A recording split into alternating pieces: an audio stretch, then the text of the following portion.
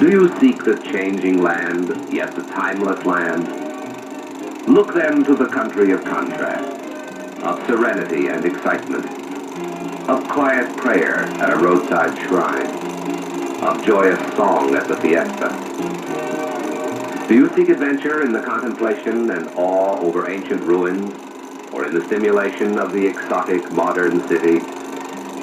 If these are in your search as you travel, cross the border to Mexico. I will be your escort, proud of the country shown in this film version of a Greyhound bus company tour of Mexico, my native land. And what is this land of which I am so proud? It is a country of some 35 million people, sharing 2,000 miles of border with the United States. It is the land where mists in the early morning cover rich green valleys, and the sun of noon sparkles on the beacons of snow-kissed mountain peaks. Mexico is a land of quiet hillside villages, of inspiring temples, of soft coastal beaches, of exciting cities and friendly people. With us on this visit is a lovely American senorita, Carol West, a travel writer who is anxious to see the sights she has so often recommended to her countrymen. How fortunate for her to become a recipient of Mexican hospitality. As with all trips, there must be a starting place. In this case, it is Los Angeles, one of America's greatest cities. After an overnight stay at pleasant accommodations in Phoenix, the sunshine continues to follow our progress through the legendary territories of America's Southwest. Soon we are near the border, and then it is Juarez. Juarez is Mexico. Hola, amigo. Welcome to the country where Americans need no passport for entry. A tourist card gains admittance past the border guard. 1,000 miles from Mexico City is Chihuahua, a handsome jewel set in the spurs of the Sierra Madre. This mining town is the capital of Chihuahua State, known for its great natural resources of gold and silver. The people are the greatest resource of the state. Most make their humble contributions and fade with the passage of time. Others leave their mark in history and are remembered. Such a one was Doroteo Arango, better known as Pancho Villa. The bandit-turned-general was considered by some of his countrymen to be the champion of the poor. To others, the name brought chills of fear. Pancho Villa, gone but not forgotten. The days of his glory, the times of his refuge, often reflected in the thoughts of his widow, visited by Carol in Chihuahua. The links with the past are deep-rooted, but the Mexican fingertips work well in the mold of the present. One of the important commercial centers of Mexico, Torreon is the home of a great experiment in collective agriculture. The soil is all important to the Mexicano. Many depend upon it for their subsistence. Some have the health and strength of their oxen. Others, more fortunate, working the fertile soil with modern methods, enjoy the productivity of the tractor. Yes, the soil produces many things. To little Juan, the land has given a pet. He prefers the lizard to the less glamorous types of playmates favored by his contemporaries in other countries. The slopes of the mountains to Guanajuato have been stripped of their trees by the men making charcoal for the silver smelters. The land must give, and it did to help this peaceful town of 28,000 persons know prosperity. And men gave of themselves for this place, their country. They are remembered as Mexicans can remember. This is seen in the tribute to Pepila, a silver miner honored for his role in the fight for freedom.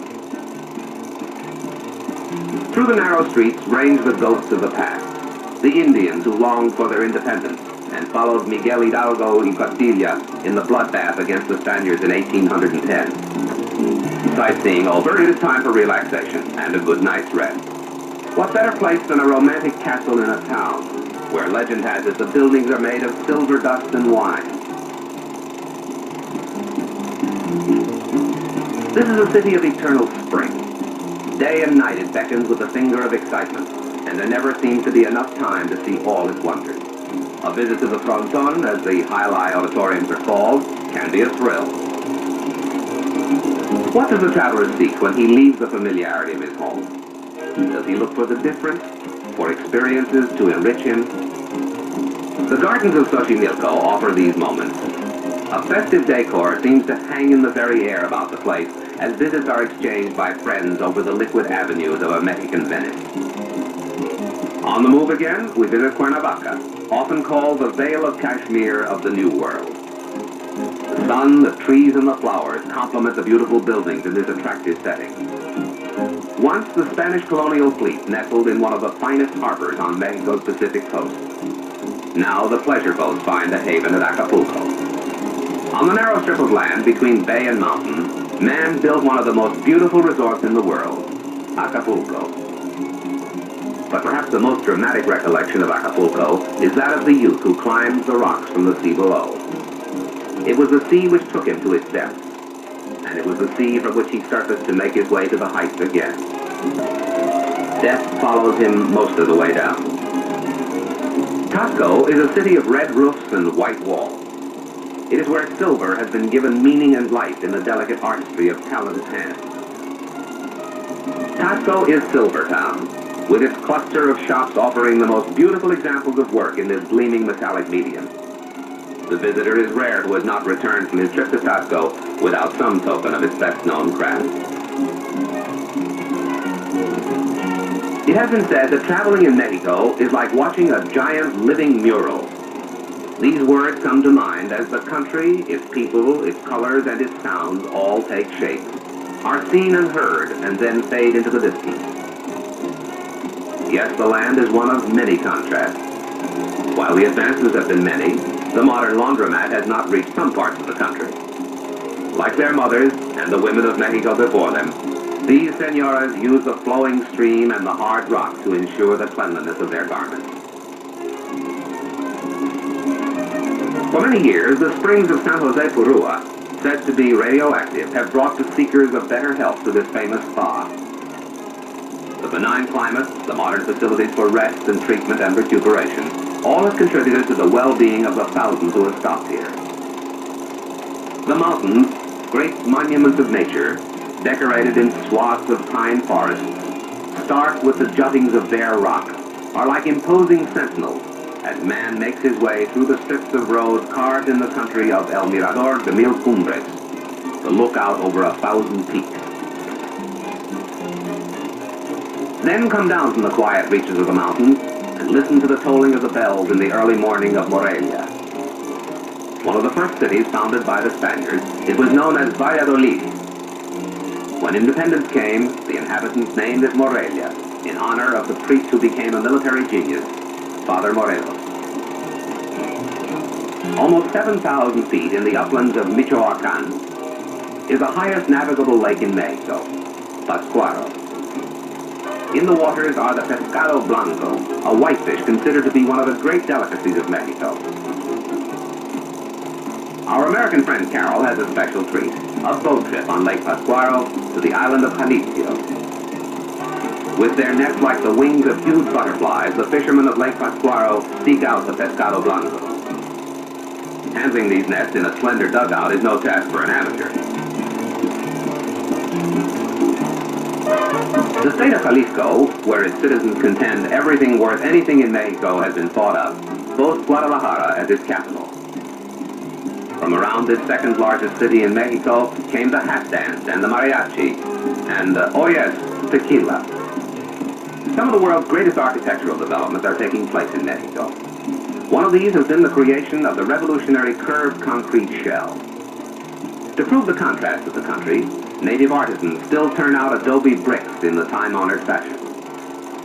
Earth, man's labor, water, and the heat of the sun provide the building blocks for Mexican dwellings. One of Mexico's newest shore resorts is Mazatlan, an excellent seaport on the west coast. Game fishing is quite pleasurable and productive from this small peninsula overlooking Olas Atlas Bay. Along the tropical west coast, there is a significant marker which officially recognizes the Tropic of Cancer. This is the Tierra Caliente, with the lush growths of palms and ferns, the mangoes and papayas, the banana and coconut trees. At Culiacan, on the eve of departure from the country of contrast, there is time for a last look at the wealth of the land. The renowned museum respectfully displays the ponderous calling card of a visitor from the heavens. The world's second largest meteorite weighs an estimated 50 tons. Does the traveler seek to add gains to the storehouse of his knowledge? The enrichment is there. On a Sunday morning at Xochimilco, even in the flight of death from the crags at Acapulco. It can be found in the brown eyes of the boy in the adobe hut, struggling with sums. It is in the warmth and good humor of the fiesta at Cuernavaca. This, then, is Mexico, the rich bank of natural beauty from which the traveler should draw the treasures of his own experience.